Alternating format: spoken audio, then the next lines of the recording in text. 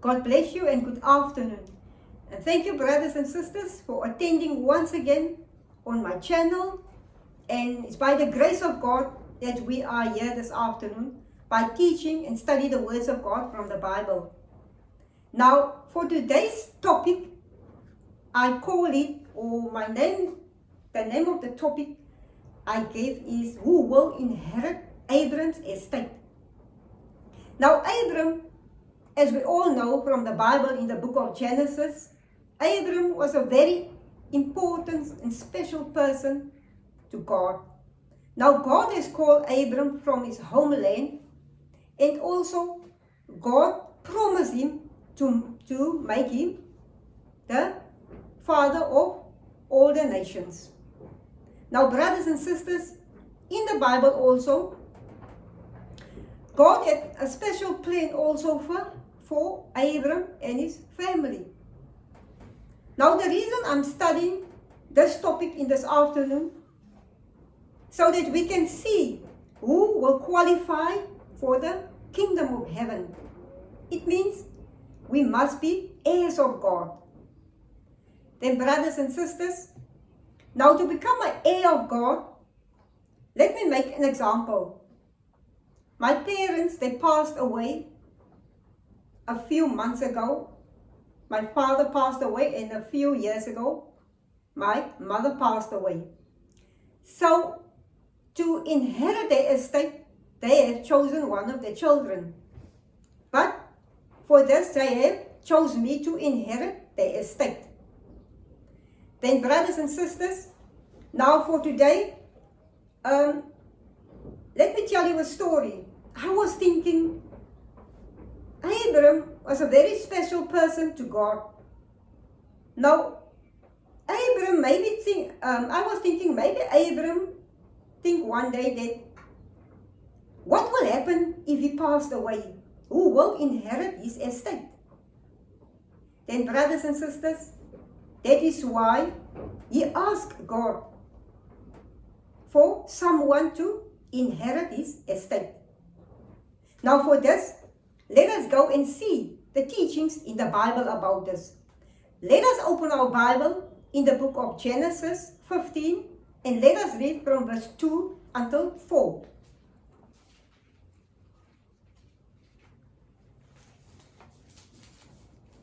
Genesis 15 and let us read from verse 2 until 4.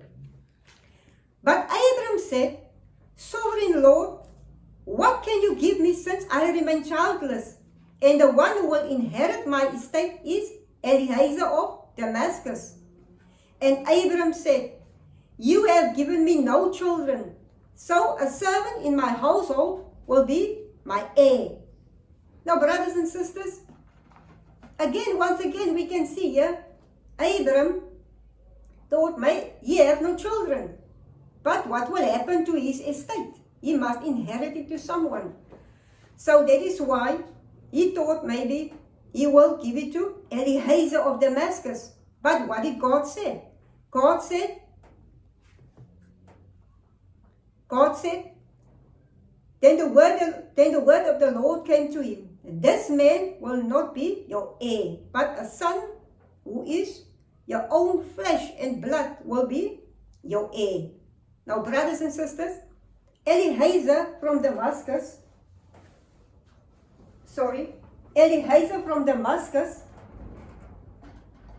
he was a slave.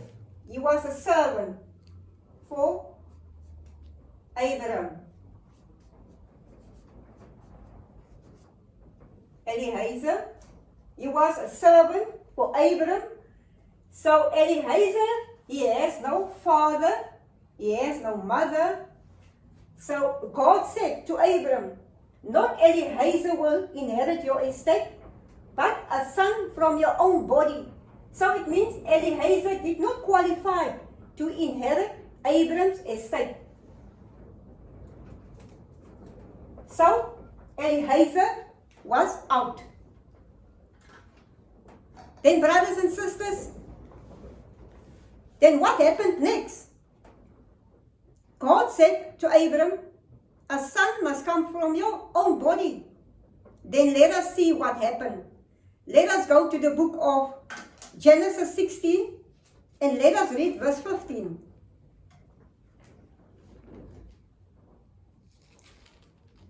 So Hagar bore Abram a son, and Abram gave the name Ishmael to the son she had born. Now, brothers and sisters, as Abram asked, he has no children, but someone must inherit his estate.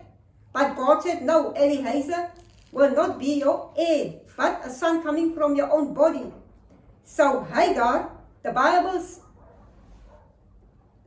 tells us in verse 15, so Hagar bore Abram a son. Now, who is Hagar? Let us go to Genesis 16, verse 1. Now Sarai, Abram's wife, had borne him no children, but she had an Egyptian slave named Hagar. So Hagar was an Egyptian slave. She was a maidservant to Sarai, to Sarah. Then, brothers and sisters, then Hagar bore Abram a son named Ishmael. Then let us see what happened.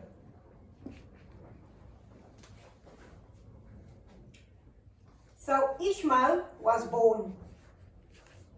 Ishmael was born, and his father is Abram.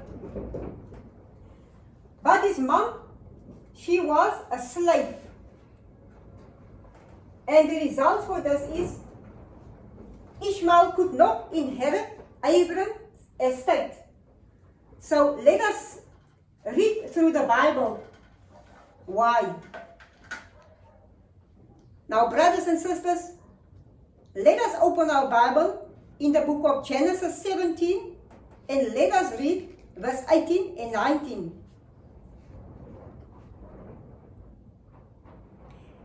And Abram said to God, if only Ishmael might live under your blessing. Then God said, yes, but your wife Sarah will bear you a son, and you will call him Isaac.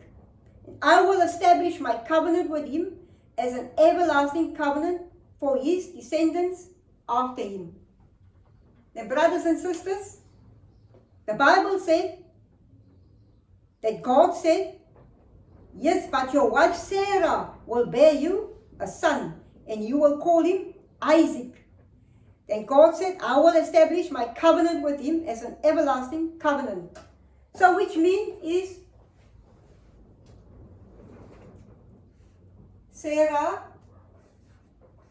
or Abram a son named Isaac. So Isaac's father is Abram, and Isaac's mother Sarah, because God said, yes, your wife must bear you a son and you must call him Isaac. So Isaac qualified to inherit Abram's estate. Then, brothers and sisters, through this, that Isaac become the child who can inherit Abram's estate. God said that he will establish his covenant as an everlasting covenant for his descendants after him. Then, brothers and sisters, now this is a story that tells us that we as God's children will also qualify for God's inheritance. Then, brothers and sisters, then let us open our Bible in the book of Galatians 4 verse 28.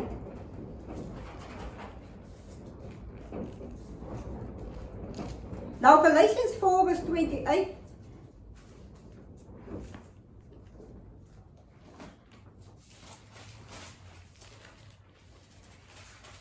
Galatians 4 verse 28 read as follows.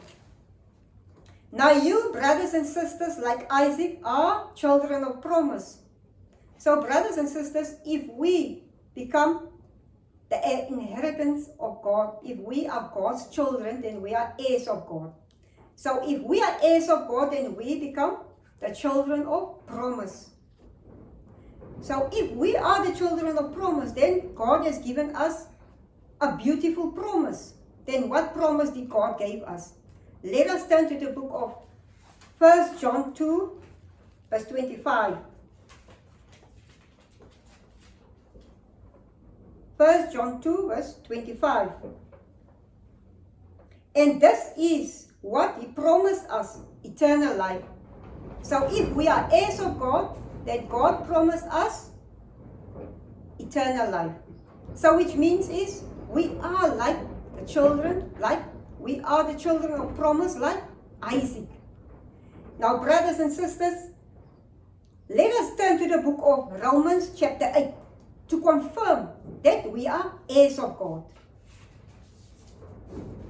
Let us turn to the book of Romans chapter 8 and let us read verse 16 and 17. The Spirit Himself testifies with our spirit that we are God's children.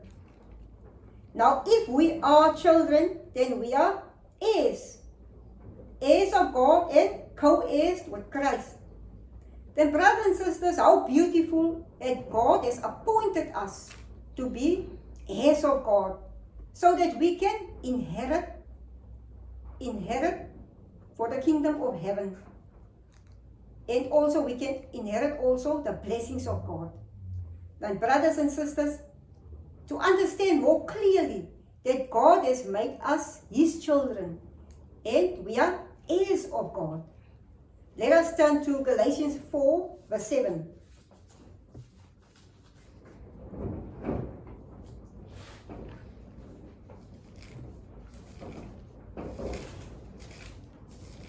Galatians 4, verse 7.